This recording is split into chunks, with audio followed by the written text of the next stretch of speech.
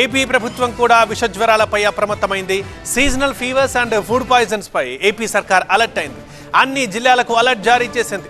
అన్ని పీహెచ్సీలకు fever emergency kits తరలింపు జరుగుతోంది. అండ్ వాటర్ కంటామినేషన్ పై అధికారులు ఫోకస్ పెట్టారు. ఎప్పటికప్పుడు వాటర్ శాంపిల్స్ పరీక్షలు చేస్తున్నారు. విజయవాడపై అధికారులు స్పెషల్ ఫోకస్ పెట్టారు. కాచి చల్లార్చిన నీటిని తాగాలని సూచిస్తున్నారు.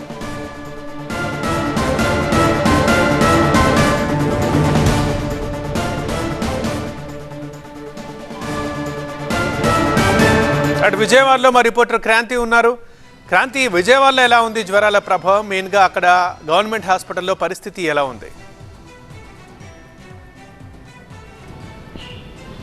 అయితే తెలంగాణతో పోల్చితే ఏపీలో విషజ్వరాల సంఖ్య తక్కువగా ఉందనే చెప్పాలి. అంటే వాతావరణ మార్పుల రీత్యా నమోదవుతున్నటువంటి కొద్దిపాటి కేసులు మాత్రమే ఇక్కడ ఉన్నాయి. అయినప్పటికీ కూడా వైరల్ ఫీవర్స్ పెరిగేటటువంటి అవకాశం ఉన్న నేపథ్యంలో ఏపీ ప్రభుత్వం కూడా అప్రమత్తం అయ్యిందనే చెప్పాలి. మొత్తం అన్ని పిహెచ్సీలకి అండ్ అలాగే గవర్నమెంట్ హాస్పిటల్స్కి జిల్లా యంత్రాంగాన్ని కూడా అప్రమత్తం చేసింది.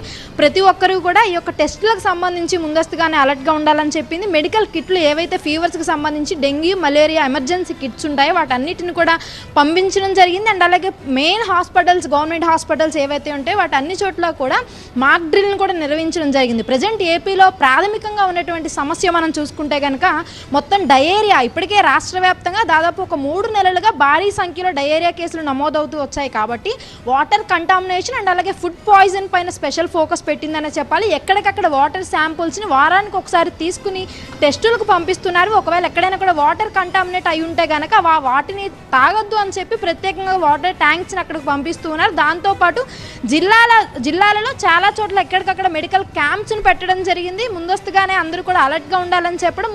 దాంతోపాటు ఫుడ్ పాయిజన్ ఏదైతే నిల్వ ఉంచిన ఫుడ్ కానీ అండ్ అలాగే కుళ్ళిపోయినటువంటివి కానీ ఇప్పుడు వాతావరణంలో మార్పుల రీత్యా ఎక్కువ ఏ వైరస్ ఇన్ఫెక్షన్ చూపిస్తుంది అనే వాటిపైన కూడా ఫోకస్ పెట్టడం జరిగింది. మరోపక్క విజయవాడలో కూడా కొద్ది నెలల క్రితం మనం చూసాము భారీ ఎత్తున వరదలు ఇక్కడ బీభత్సం సృష్టించాయి. కాబట్టి ఇక్కడ ఇప్పుడు దోమలు ఎక్కువగా వ్యాపించి ఉన్నాయి. దీనికి సంబంధించి కూడా మొత్తం అన్ని చోట్ల దోమల మందుని కొడుతూ ఉన్నారు. మరోపక్క ప్రజలు కూడా అప్రమత్తంగా ఉండాలి. కాచి చల్లార్చిన నీటిని మాత్రమే తాగాలి అని కూడా చెప్తూ ఉన్నారు. దాంతోపాటు ముఖ్యంగా రాష్ట్ర వ్యాప్తంగా కూడా ఇప్పటికే అన్ని హాస్పిటల్స్ లో కేవలం 10 సంఖ్యలో వైరల్ ఫీవర్స్ ఉన్నాయి. కాబట్టి వైరల్ ఇన్ఫెక్షన్స్ కానీ ఫీవర్స్ కానీ వస్తే గనక ఎలాంటి చర్యలు తీసుకోవాలి, హాస్పిటల్స్ లో ముందుగానే మెడికల్ బెడ్ల ఏర్పాటు పైన కూడా సమీక్షలు సమావేశాలు నిర్వహిస్తున్నటువంటి పరిస్థితి కనిపిస్తోంది. సో ఒకవేళ తెలంగాణ స్థాయిలో ఇక్కడ కేసుల సంఖ్య పెరిగితే కానీ ముందస్తుగానే సిద్ధంగా ఉన్నామని చెప్తూ ఎప్పటికప్పుడు ముందస్తుగానే చర్యలు తీసుకుంటున్నటువంటి పరిస్థితి అయితే మనకి ఏపీలో విజయవాడలో కూడా కనిపిస్తూ ఉంది.